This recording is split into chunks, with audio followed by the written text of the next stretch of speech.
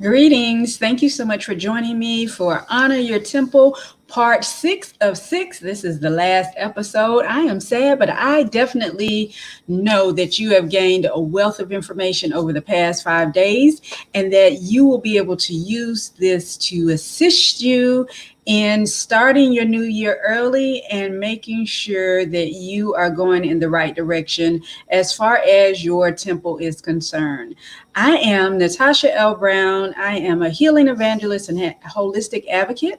I educate women on how to reverse disease by creating a self-healing machine the way God created our bodies to be. I'm also an author of 4 self-empowerment books. And let me clear the disclaimer. This is an informational session. I am not a medical professional. This broadcast is used to assist in starting and maintaining a holistic journey in the right direction. And make sure that if there is any medical attention that is needed, to contact your primary care physician, as well as for all medical emergencies to dial 911. With this particular series, this is about honoring the temple. And let me read our foundational scriptures first, and you'll better understand. We have two that we are working with. Psalms 100, verse 3, the Amplified: know and fully recognize with gratitude that the Lord himself is God. It is he who has made us, not we ourselves, and we are his. We are his people and the sheep of his pasture. Also, 1 Corinthians 6:19 and 20. Do you not know that your body is a temple of the Holy Spirit who is within you, whom you have received as a gift from God, and that you are not your own property? You were bought with a price. You were actually purchased with the precious blood of Jesus and made his own. So then, honor and glorify God with your body. With your body. So, on a daily basis, how are you honoring God with your body? Are you maintaining your body? Do you even care what goes into your body? Are you making sure you are hydrated, restfully sleeping at night, and getting enough hours? Are you getting movement and exercising?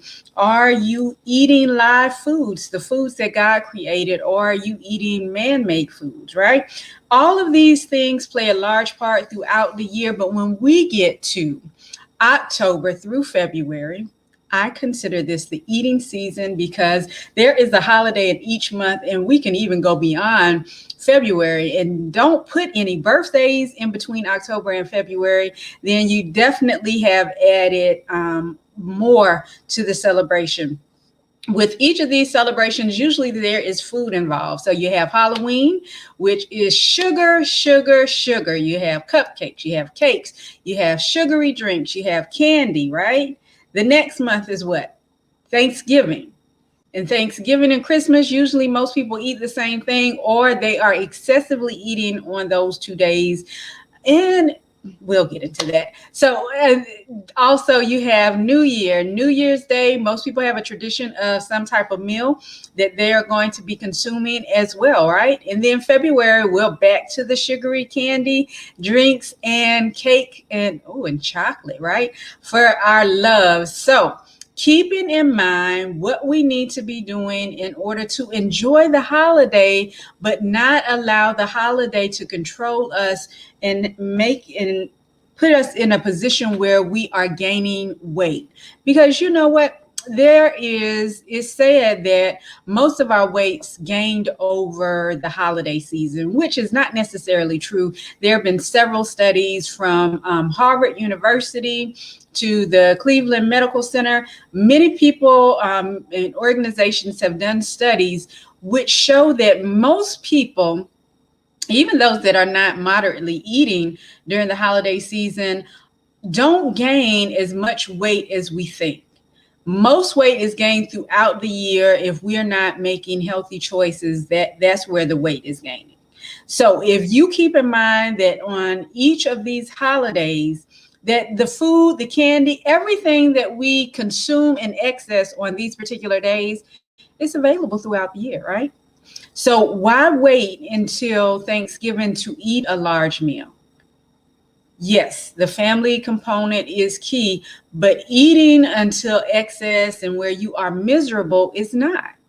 So, with one of the studies based on the Harvard University, the BMJ, B Bravo, M Mike, J Juliet, BMJ, used 272 adults in two different groups to find out whether there was actually weight gain or not. So the results show that the intervention, which took several months, was taken several weeks before the holiday season and went in through the holiday season, showed that the, let's see, intervention group lost an average of 0.3 pounds, while the controlled group gained 0.8 pounds. So it's not, this is point. I'm not saying 3 and 8. I'm saying 0.3, 0.8.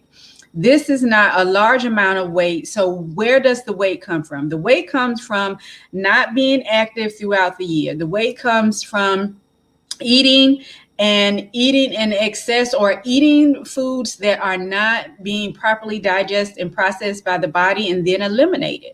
Elimination is definitely vital, but if we're not giving our bodies food, there's not a lot of elimination. If we are not hydrating our bodies, there's not going to be a lot of elimination. So making sure that we are eating live foods, that we are exercising, that we are hydrating. Sleep, restful sleep is vital to making sure we maintain or reduce our weight, as well as making sure that we are reducing stress, because stress will create that bulge around the middle, and not just the holidays, right? So those are just a few things from one study that shows that the weight gain is not as major as, and that's what most of the studies say. The weight gain or the weight loss is going to vary as far as the number, but it's not in excess, because what was initially said, I know when I first came in to holistic coaching, the thought process was that it was 5 to 10 pounds around the holiday season. So you would have to be eating a large amount of food and definitely not moving at all in order to gain that type of weight over. And usually it's a 2 to 3 month period. But I say between October and February, because during that time, there are a lot of things going on. And especially this year, the mental state is going to play a role in that, because many people emotionally eat. And if you are an emotional eater, you're definitely not working out to make sure that you're losing that weight. And you are usually not eating healthy food. So all of that is going to play a large part in the holidays this year. You're going to have more mental issues going on this year. So definitely being mindful of how you're interacting with not just family, but friends and even strangers as you're out shopping and doing whatever it is that you are doing outside of your home. All right, so if you are just joining us, I am Natasha L. Brown, and you are watching part 6 of a 6-part series called Honor Your Temple. We are on part 6, and part 6 is definitely about the holidays and how to enjoy the holidays without adding weight, right? Winning the holiday bulge. We don't want to have additional pounds after the holidays, and definitely when everybody gets on the kick in January for those first couple of weeks, joining gyms. And you can start at any time with your New Year's resolutions or with your fitness and wellness goals. Holistically, at any point where you find that you are not being productive is when you want to go ahead and celebrate New Year. So if you found out today that something could be changed to make you live longer, feel better, eat better, sleep better, then today is when you want to do it. So happy new you, right? Happy new you. Today is the best day to get started. 10 top tips for weight management. And this is not just over the holidays. This is going to be year round, and making sure that you are doing what you're supposed to be doing. So part 6 of 6, honoring our temples, making sure that we are glorifying God in our bodies. We want to keep our meal routine through the holidays. And that's definitely what I do. I'll usually still eat the same, even if I'm going to visit with friends and family. I don't necessarily eat out of ordinary. I may eat more sweets than I normally would. I'm not big on sweets, but when I want them, I do get them and I move on. But it's not something that I just have to have daily. Also, if you keep that meal routine, then you are less likely to gain weight because you're going to be eating what you normally do. And the foods that we eat at the holidays, again, keep in mind those foods they're readily available year round.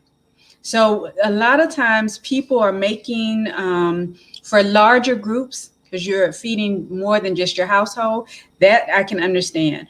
But certain foods that you are going to eat in excess and to the point that you are miserable because it's available and you're with family, I don't understand. So definitely making sure that you are eating. And if you need to, take some with you. I know when we were growing up, my mother would always, no matter where we were going for the holidays, whether we stayed home or went somewhere, she would always cook at the house. So we could eat off of that throughout the week, which is fine, but knowing that we didn't have to excessively eat wherever we were because we weren't going to get that holiday food, whatever that is for you, is a big deal. So make arrangements to be able to eat moderately so that you won't be miserable after the meal. All right. Go to live foods, doing more live foods. Traditionally, depending on what your actual traditions are, what your ethnic background is, you may have more rich foods, macaroni. The turkey is not even, if you're doing a baked turkey, is not even a major issue, but it's what we're putting on and in the turkey, what we're using to cook the turkey. All of that can be done in a healthy way so that you don't gain weight, don't clog your arteries, don't make it difficult for your body to move on after the holidays, right? So there are things you can do. Eating more live foods, not eating foods that are high in fat just because it's the holiday. Those are things you want to keep in mind as well. Walk off the weight. On the last episode, part 5, we dealt with exercise. So, one of the examples I suggested that if you are in a picnic setting or out and about and you decide to eat, walk in order to work off or burn off those calories instead of getting back in the car or sitting down and not having any movement after you eat. Also, you want to make sure that you have snacks, especially if you're going from house to house. At some places, if you're like me, I am a pescatarian, so there are many things that I'm not going to eat at particular functions and events. Usually I eat before I go anywhere, regardless of what is being served or what I'm bringing, so that I won't have any issues and I will always make wise choices and not be hungry. But pack a snack, right? A healthy snack, something you're going to eat and something that is going to be filling for you to hold you over if there's not something on the menu. Also, make sure that if at all possible, if you are doing the cooking, read the labels, make healthier choices, make wiser choices, make organic choices, not using those foods and products that are high in fat. Also, you want to make sure that you are not supersizing it, but you are using moderate portions. Again, if there's more that you want to take with you afterwards, then feel free to ask if you can take more with you.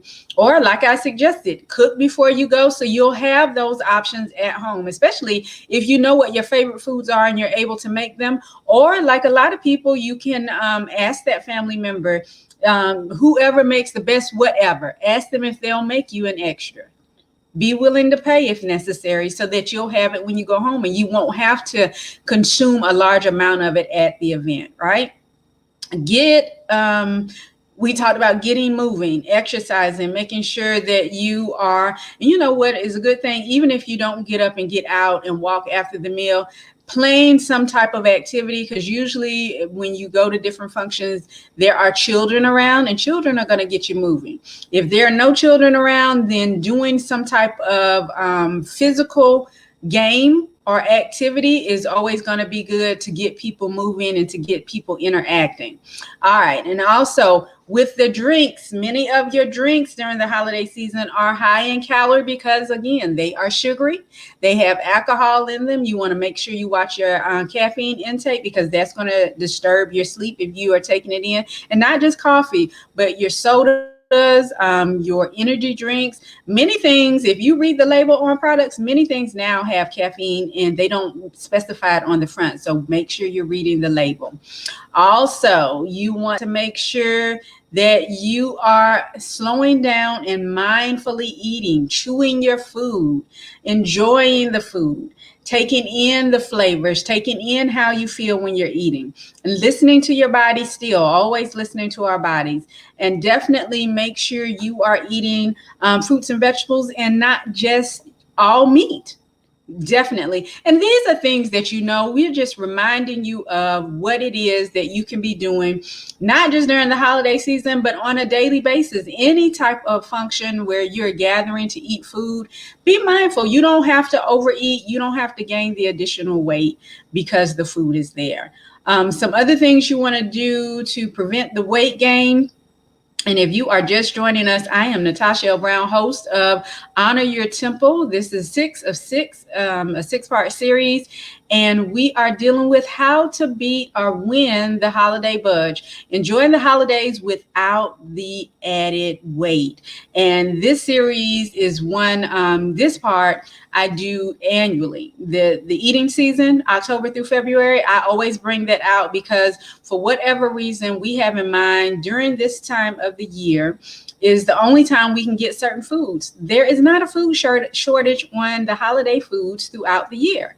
We may not want to cook them because we may not be cooking them healthy. So if you're taking all day to cook, for example, greens, which you shouldn't be eating the collard greens anyway, because they are acidic, especially for people of African descent. So it's going to create definitely some inflammation in the body. You're not going to feel good afterwards. Traditionally, yes, we have eaten those, but you can do different greens. You have watercress. You have turnips. You can even do turnips this that time of year.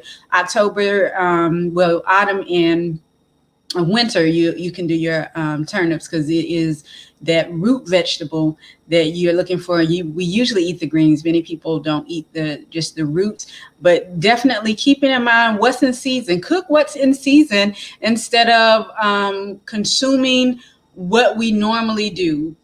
Sometimes you have to break out of the tradition in order to live. Choose life over tradition, right? Life over tradition. Easy for me to say, very easy for me to say, because I've made up my mind several years ago when I got a diagnosis of cancer that I was going to change the way I ate and what I did on a regular basis. And the exercise piece, every now and then I do struggle with that. But when I feel my body letting me know that I need to be more consistent, I definitely have to keep that in mind. And as we are maturing and learning, the more wisdom that we get, the more responsible we should be with what we've learned. So as we learn and as I teach, I learn, definitely still taking classes and gaining information from my holistic mentor. And he is still gaining information in teaching classes. So there is a lot to be said when we can adjust what we normally do traditionally so that it will be conducive for life. How many of us still have our grandparents around? If they are not around, did they transition because of natural causes or because of heart disease or some type of illness that could have been prevented if they were eating properly? Yes, many of them do not want to change what they're eating, but many of them are open. There are many seniors or mature adults that take better care of their bodies than younger people do. So definitely don't use that as an excuse at all. A few more strategies we want to talk about for the Honor Your Temple series, and this is the bonus series. That's why it is number 6. Let's see. Mark all of the holiday events on your calendar that you'll be attending, so you can keep in mind when you'll be eating, how much you'll be eating, and you can plan appropriately, right? So if you're going to eat, when we should always eat heavier at lunchtime than we do at dinner time, but if you have office parties throughout the week, this upcoming week, let's use that as an example, Monday through Friday, you work in a building where there's going to be a party every day. Is it necessary to eat excessive every day?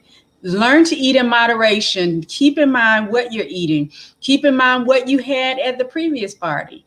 Keep in mind to bring a healthy option, right? All of this, it takes planning. So get your calendar out, plan in ahead. Where are we going to be eating, especially if your family is going? What day, when, what would they be serving? What can I bring that is a healthy option? What did I have for breakfast, lunch, and dinner? And just plan out your week so that you can do everything in moderation and be intentionally conscious of what you are doing, what you are eating, and making sure you're still exercising. Just because the gyms may be closed for the holidays does not mean you stop working out. Keep your routine if at all possible. Also, you are, if you're the host, make sure you're offering healthy options. Not necessarily cooking the vegetables with meat if you do that, but utilizing vegetable broth to give the food flavor. Making your own vegetable broth based on what you're doing, not overcooking your vegetables, roasting vegetables and using what's in season. Always try to use what's in season, whether holiday or not, because that is going to give your body the life it needs, especially if you're eating what's in your region, and find out what your growing or planting zone and region is, and eat what's being harvested at that time, right? That is definitely something you want to keep in mind. We mentioned the holiday office parties and starting something new, starting new traditions. Starting new traditions is always a great thing, because what you want to make sure you are doing as far as starting a new tradition is what is going to be healthier. Do you love your family enough to give them healthy options? Will they eat it? They may not. But again, if they're going to 15 parties in one day, your one healthy option is going to give them something to think about, because we want to see each other at the next holiday, right? We want to see each other next year. And if you are not giving your body what it needs, you are most likely going to be struggling in order to make sure that you are there. And you don't want to be the person that is sick and can't attend when it's something that's preventable. And most of your illnesses we create by what we do to our bodies and what we put in our bodies, right? Let's see, a few more things. We talked about being mindful when we sit down to eat. Let's see. The smaller plate trick is always something, in many of the studies that I've looked at, is always something that's recommended. Most people, even with a smaller plate, will still stack their plate depending on the family member. So again, keep in mind to eat in moderation. If you need to take something with you, ask the host if you can take something with you, or ask the person if it's your favorite item, if they can make some additional for you. Let's see.